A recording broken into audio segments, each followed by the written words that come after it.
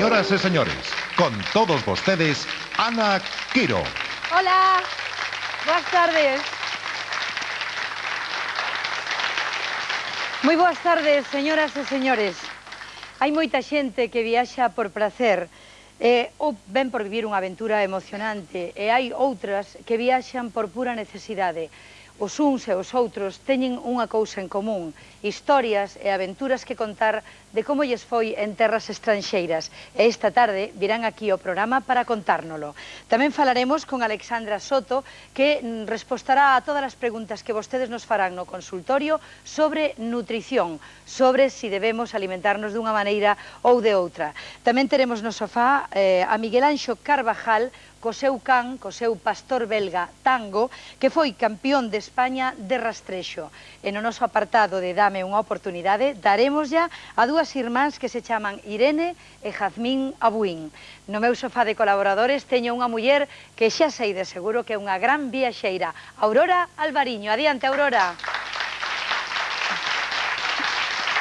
Que tal? Moi ben. Benvida, Aurora. Gustache viaxar? Gusta, claro que me gusta, pero... Aquí hai non, verdade? Pero... O que pasa é que resulta caro. Pero... Bueno, non está mal. Hoxe en día hai viaxes moi apañados, Sí, é certo. Hoxe en día xa é algo máis levadeiro. Máis fácil viaxar. Pero... Sí, pero segue habendo poucos cartos. Sí. Gracias, Aurora.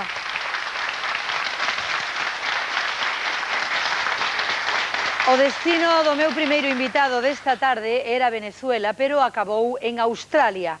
Esa viaxe foi unha auténtica odisea e vai nola contar Xosé López. Adiante, Xosé.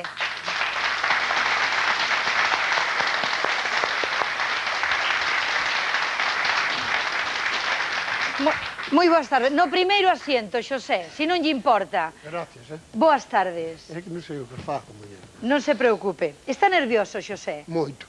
Non me diga. Pero un home viaxeiro como a vostede que coñece todo o mundo, como é posible que este nervioso? Miña, para ver tantas chicas guapas e eu ser un vello, tiño que estar mal. Ten que ser ao revés. Si vostede é vello xa non se ten que poñer nervioso. Pero me gusta verlas, sabes? Eso sí, No. ten toda a razón do mundo. Por que quería marchar a Venezuela, Xosé? Esta é a segunda vez que dixeche Venezuela. Sí, señora. Pues mira, yo me casé e me encontré con un hijo e vivía en casa de mis suegros. Pero al poco tiempo mi mujer iba a tener otro y nos cogíamos en la casa. Y de aquí no había mucho de dinero. Entonces pensé y oía que en Venezuela daban el dinero,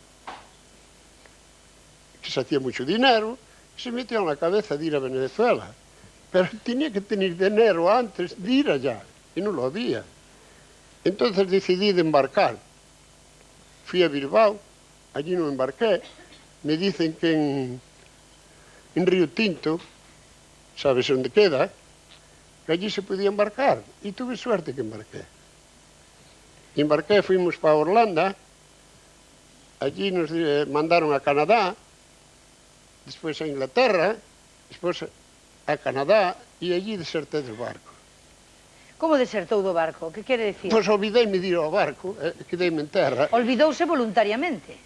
Claro, Sí, non? Sí, claro, me Non gustaba. quería volver ao barco. No, me gustaba Canadá, nena. Me gustaba Canadá mucho. E canto tempo botou en Canadá? 3 días. Me collou a policía, Ai, demo. que mala suerte. E que pasou? Pois mira, pasou unha cousa moi extraña. Eu non hablaba. Allí llegaron 3 hombres a la 1 de la mañana, grandes, y empezaron a hablar, y yo era de Cobas, una aldea que nací yo, no entendía nada, pero ya me daba cuenta que eran policías. Y me metieron, al salir de la escalera había un camión con la puerta abierta, y ya quedé dentro del camión. De allí me llevaron a la comisaría, ahora sé que era la comisaría, de aquella no sabía nada. Y allí me hacían preguntas, pero yo no entendía nada, ni ellos. Y al otro día vino una chica que hablaba español y en inglés. Y me hacía preguntas y yo le decía que me gustaba Canadá y que me quería quedar allí. Y ella que tenía que arreglar los papeles, el otro. Se fue ella y allí en la cárcel yo.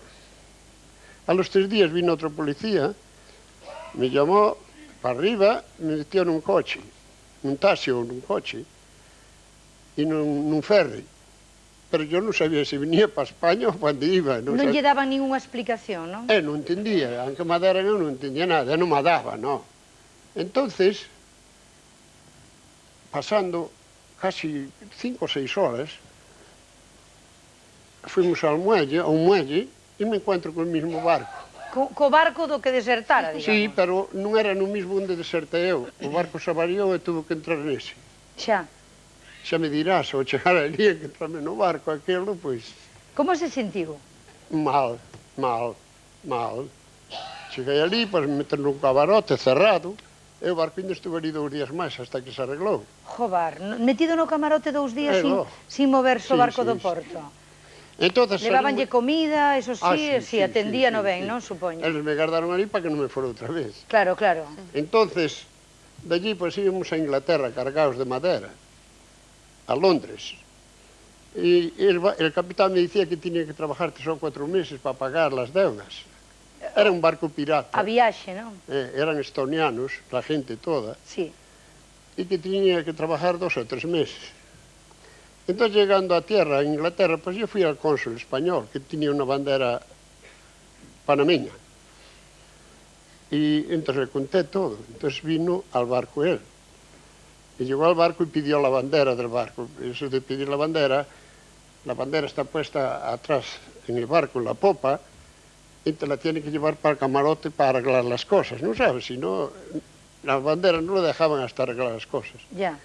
Entonces el capitán ha dicho al contrario, que yo podía quedarme y no pasaba nada. Entonces yo le he dicho al cónsul, mira, yo tengo miedo y yo, si pudiera desembarcar, desembarcaba. Y me dice, si quieres, sí, puedes desembarcar. Y me desembarcaron. En Londres. En Londres, pero me dieron 14 días para estar allí. Si a los 14 días me mandaban a España. Y entonces, yo no hablaba, andaba como podía, comía en los barcos y me daban. Y pensé de ir a Cádiz, porque yo estuviera ya en Cádiz. Y en Cádiz conocí a un español que fue capitán de la mercante cuando la guerra y se quedó allí. Tenía un bar. Fui allí y me quedaban ya 5 días nada más.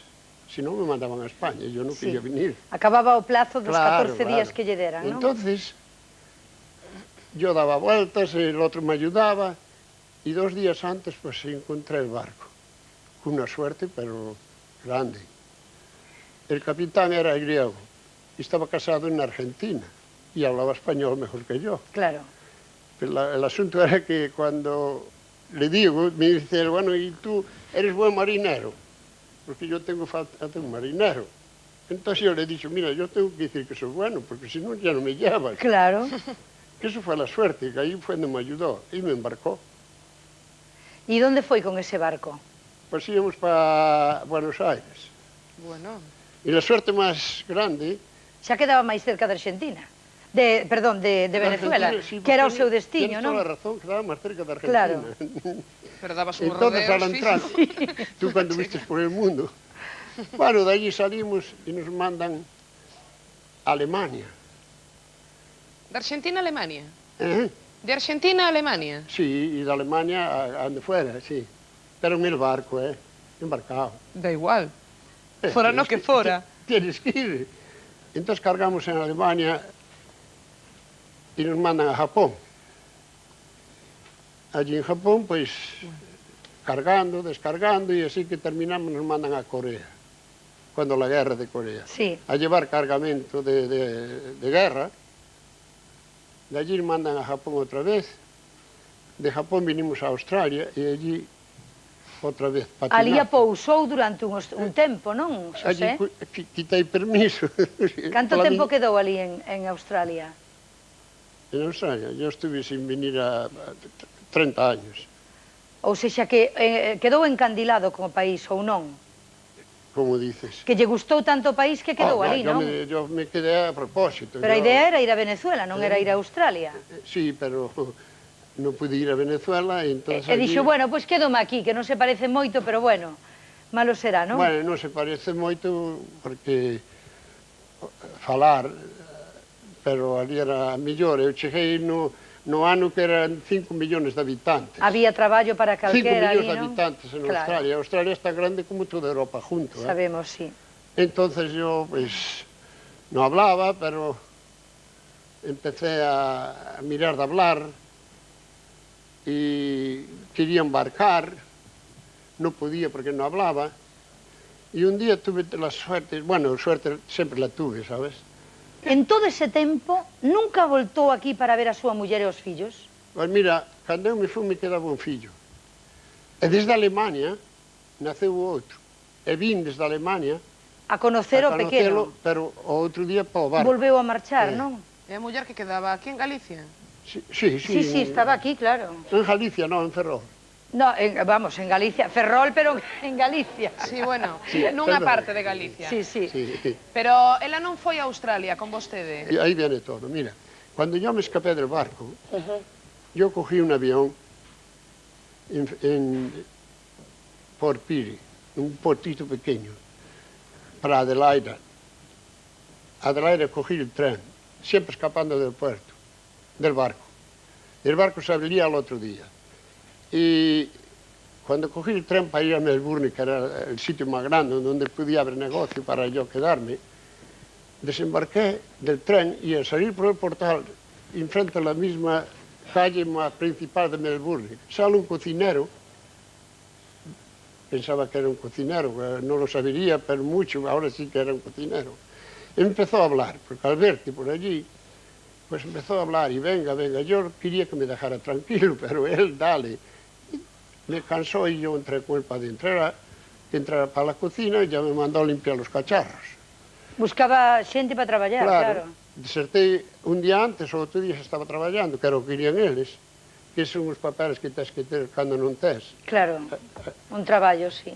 E que fixeron? Me deron 6 meses, 6 meses tiña que ir todas as semanas aí. E aos 6 meses esa familia xa me colleu polas orellas e me dice: como se chama a tua muller, como se chaman os fillos, que querían los traer, agora xa estás libre. E foron os que os levaron. Pois agora imos pedir a súa dona que nos explique como foi esa viaxe. Ainda non acabei. Ai, xa o sei, pero xa lle dixen que abreviara. Quede aí, por favor. No público temos a dona de Xosé, que se chama Sebastiana. Boas tardes, Sebastiana. Buenas tardes. Su marido es tan explícito, hablando siempre. Ay, sí, siempre. Tiene que explicar de todo. ¿Cómo se conoceron? En un supermercado. Usted es argentina, ¿no? Sí, yo soy argentina. ¿Se conocieron en Argentina? No. Aquí. Yo era casada, yo viuda en Australia. Yo me casé en la Argentina con otro hombre, ¿no? Sí. Y era griego. Y nos fuimos a Australia. Me entiendes? Estou entendendo que vostede non é a dona que el deixou en España, nin aquí en Galicia. Bueno, é que a verdade é que nos liamos de tal maneira, xo sei que se estendeu unha historia e que de golpe teño que entrevistar a segunda dona que ni lo sabía, con cual temos un cacao de moito preocupar. Fue tu culpa, porque yo te lo iba a decir. Yo te lo iba a decir, non me dejaste. Sebastiana, por favor, vostede coñeceu o seu home en Argentina, me dio en Australia. No, en Australia. En Australia, xa estaba... A coser en Australia. Xa estaba Pero yo me casé en la Argentina. Sí. Y me fui en Australia. Sí. En Australia perdí mi marido en un accidente. Entiendo, quedó viuda. Me quedé viuda. Sí. Y después de 7 años le conocí a él. Sí. En un supermercado. Sí. E perdón un momentiño, e que fixo el ca dona que tiña aquí? Porque el non me acabou de explicar. Que pasou coa dona galega que tiña aquí, José? Non me deixaches, que eu quería contar toda a miña vida. Xosé, levamos 10, 20 minutos con vostedes e non me contou casi nada. Señoras e señores...